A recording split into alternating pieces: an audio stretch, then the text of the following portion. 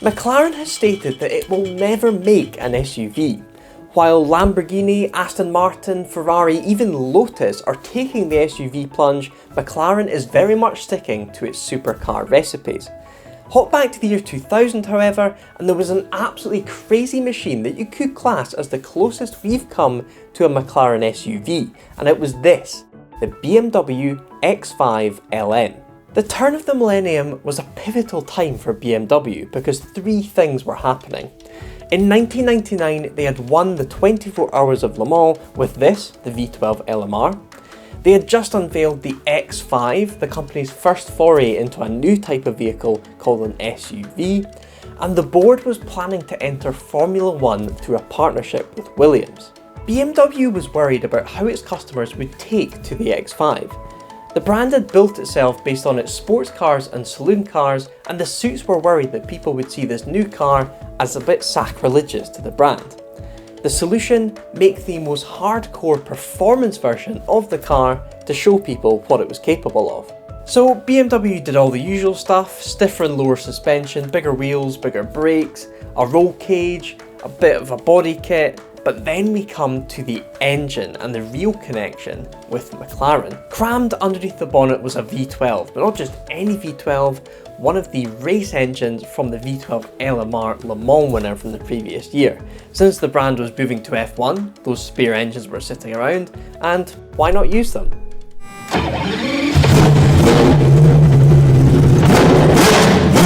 So what makes this engine so special? Well, it was the BMW S70 V12, which for you people out there that know your engine codes, makes it the base engine that was used in the McLaren F1.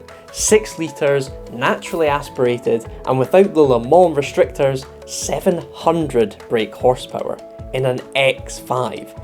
And it keeps getting crazier. 6-speed manual gearbox, rear wheel drive, no anti-lock brakes and no traction control. That made for a 2.2 tonne vehicle that could get from 0 to 62 miles an hour in 4.7 seconds, and they thought it would reach a top speed of 173 miles an hour, but it reached 192 in real life testing. And luckily, we found an onboard for you guys, so have a listen to this.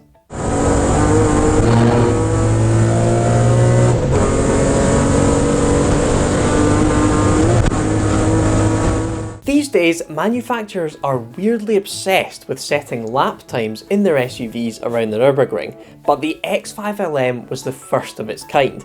Back in 2000, Hans Stuck set a lap time of 7 minutes 50 seconds, using its sheer power to overcome its mass, its horrendous aerodynamics, and its incredibly high centre of gravity. Only very recently have the current crop of performance SUVs managed to surpass that lap time, with the current record sitting with the Audi RSQ8 at 7 minutes 42 seconds.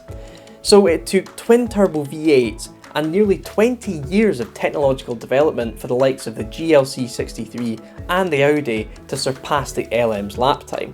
The most powerful X5 you can buy now is the X5M, which again uses a twin-turbo V8 to create around 500 brake horsepower, but that's still a good 170 odd down on the LM.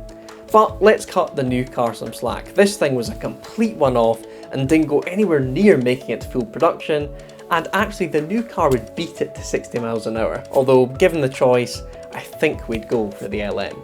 I've been trying to think about a modern equivalent to this car, and I guess it would be something like Aston putting the Valkyrie's V12 into the DBX, somehow putting a peak hypercar powertrain of the time into a high-end SUV.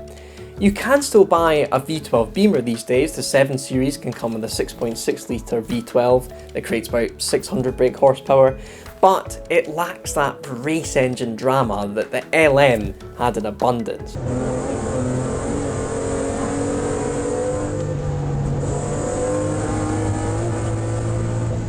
So back to McLaren. The F1's engine powered this thing, but they haven't gone anywhere near an SUV since.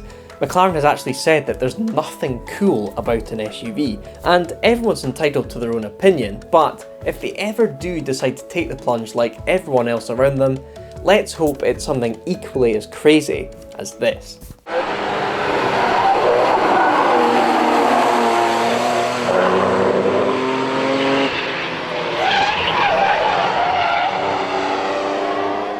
If you like this video, give it a thumbs up and don't forget to subscribe to Drive Tribe.